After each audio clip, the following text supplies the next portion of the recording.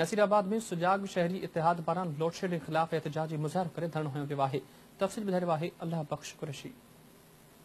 रमज़ान शरीफ के भलारे महीने में भी नसीराबाद शहर में इजाफी लोड शेडिंग और सड़ी वेल ट्रांसफार्मर तब्दील न करण के खिलाफ और शहरन ॻरा बिल मोकिलण खिलाफ सुजाग शहरी इतिहाद के कारकुनन पारां SDO सेप्को नसीराबाद की ऑफिस ॿाहिरां एहतजाजन धरणो हयो वियो आहे। अचो खाइन मालूम करूं तो हुनन जो केड़ो मुतालबो है। SDO नसीराबाद शहरन ॾांहुं ॻरा बिल मोकिले रहियो आहे।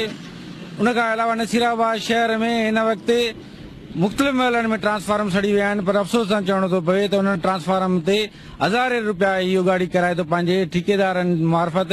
सुजाग शहरी ता नसीराबाद जे मुसलसिल SDO सां राब्तो करण जे बावजूद कंहिं बि क़िस्म जो रेस्पॉन्स नथो ॾिनो वञे।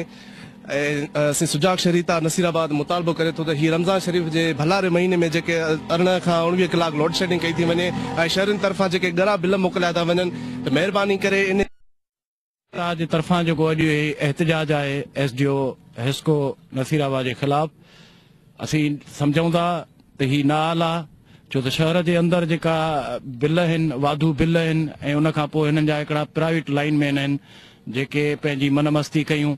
मॉलन के अंदर जेके सील ट्रांसफार्म आहिनि जिन जो केबल कनेक्शन है उन्हनि मां जाली तारूं ॿाहिरि कढी उन्हनि तां हू कारोबार कनि था।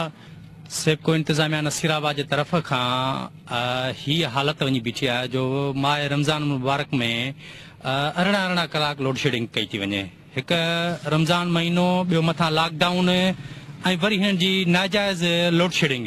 शहरन जा तहफ़ुज़ात बुधा तो सेप्को नसीराबाद जो आवाम सां कल ज़्यादतियूं चोट चढ़ल आहिनि, लोड शेडिंग इजाफी कई थी वने, सड़ियल ट्रांसफार्मर तब्दील नथा कया वञनि ऐं बिजली थी वने। जेसी ताईं शहर में बिजली चोरी खत्म न कराई वेंदी, लोड शेडिंग जो अज़ाब खत्म न करायो वेंदो, सड़ियल ट्रांसफार्मर तब्दील न कया वेंदा, तेसी ताईं शहर जो अवाम पंहिंजो एहतजाज जारी रखंदो।